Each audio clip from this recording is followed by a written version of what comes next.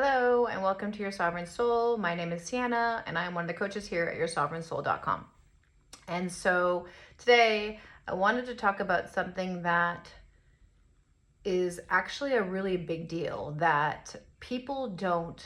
I have looked at many narcissistic websites when I was going through, as I've mentioned before, my dark night of the soul, and very few people discuss this. It might have been embedded in their communication, but they didn't discuss it to the degree that it should have or should be discussed. And I'll probably make multiple videos on this because it was such an overwhelming condition I had found myself in that I couldn't really sort of escape from. And so I wanted to kind of touch on this topic today. And that topic is the grief after the loss of your narcissistic partner, and the grief meaning the crying, the constant, nonstop crying, the crying that lasts not only for hours or days or weeks, but months. It envelops you in a way that has probably for most of you has never enveloped you before. Most of us don't cry constantly anyway. And to be so distraught and lost in despair that you literally just instantly are just like in tears is something that I have never experienced in my life. And the only time that I've experienced it, and I hope the last and only time I will ever experience it again, is with and I say loss, not like really it was a loss because it was a gain for me no longer being in that relationship, but a loss as far as that's what I felt at the time. There was a loss of a lot of things. And I don't think the loss, and I can go into this deeper, but I don't think the loss was just the fact that you weren't with your, trauma bonded partner who you loved more than anything. It was a loss of a lot of things, but namely is a loss of yourself. You had lost yourself to a degree when you're with that person. I remember my mom would tell me on the phone, like, hey, I don't recognize you anymore. Who are you? And I was thinking to myself, I'm fine. Like, I'm still me. But I wasn't. I was becoming fractured within myself, just like these narcissists are. And so when you leave them, you are in such a state. Even discussing it with you, I can feel that feeling. It's like this welling within my chest and my soul of just anguish that you are almost grasping for any lifeline you can to stay grounded on this planet, in this dimension, in this life, so that you can continue on. But sometimes the mere act of just surviving and being almost feels too much. That you will never escape this pain within you. That the all-consuming aspect of it will never go away. And that is a very scary feeling to have, because especially if you're someone like me that's pretty, I control things. I'm, a little bit type A. I can make things happen. I'm not overly emotional. It takes me a lot to anger. Things are buttoned up for the most part. But to be basically so vulnerable and so emotionally just like lost in some abyss that you can't figure out how to get out is extremely challenging. And a lot of people will say to you, you know what, just get over it. This person's was so horrible for you. I'm so glad you're not with them anymore. You're so much better. And you know that all the things they're saying, they're trying to help you. But at the same time, they're thinking to yourself, just pull your head from your ass, get over these people. But I've said before, it is like a spiritual thing. And I think it's multifaceted. Like I said, I think it's a loss of this person that you loved. that wasn't even real in the first place. I mean, to a degree, who could be so heartless and so cold that it just blows your mind that another human being that was intimate with you could be so just like callous and cold and really evil. It sort of, it shatters your idea of reality to such a degree that you have lost a bit of the trust and the sanctity within this earth because of such the painful affront from someone that you love so much. So you're dealing with that. But I also think you're also dealing with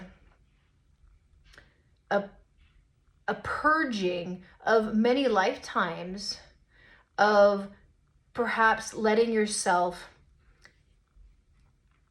go through things like that, where you didn't say no, where you didn't hold your boundary, where you allowed yourself to put others before you.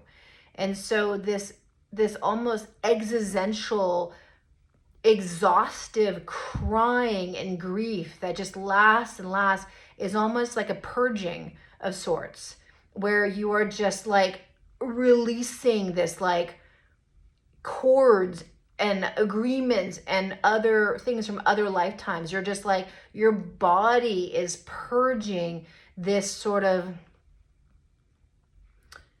almost like an entity within itself. And it is painful and it is exhaustive and it's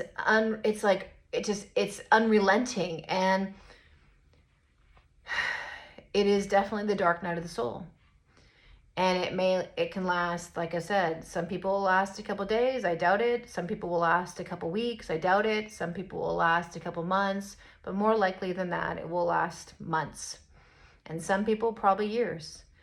And although the crying gets less intense, maybe you're not crying all day long, you're crying half the day, or you're crying a third of the day, or you're crying a fourth of the day, or you're crying 1 or 2 times a day, and then maybe you're only crying once a day. It took me about 8 months of daily crying. And the only way I got through it was to be able to have the connection to Idana, who is the coach on Your Sovereign Soul, one of the other coaches. If I was not able to speak to her, I would probably be not talking to you right now. Even though I'm a mother, because the despair, which is the best way I can describe it, was so acute and so chronic at the same time too, that I didn't know how to have it end. And so I had been a coach, and I was a coach, and doing what I do, which is in healthcare and helping out people for many, many years, and being a energy worker, energy healer. I didn't really know what my niche was really. And when I realized how essential it was to be able to talk to someone, even just for them to hear me, like I said, for her to hear me, just like, it was like someone that would just be, I hear you, you're going to be okay, I hear you, was what I needed. And so that is why I offer that to you. That is why Idana offers that to you, because when you're in it, it means so much to have someone who understands. Because like I said, it is all consuming, and it is almost supernatural, because it is a lot of things. But I also think, and I trust where I'm at now, that I kind of chose in some ways to go through that. There was a lesson in all that. And I broke, I believe, some lifetime, agreements through going through that. So although when you're in it, it feels like you're in the worst time of your life, it does serve you to consider that you are also in the best, because you are giving yourself a service and a cleansing and a purging that has probably been waiting for you for many lifetimes. And so to offer that to yourself is, it is such an amazing gift to you, even though it doesn't feel like it, and even though it is extremely painful. So I just want you to know, and this will be a video I speak on many times because there's so much to say about it, but know that you're not alone when you're going through this, and there's other people who would be able to lend an ear to you, who understand because they've gone through it themselves. But that you too will get through this. I mean, I did, and you can get through it.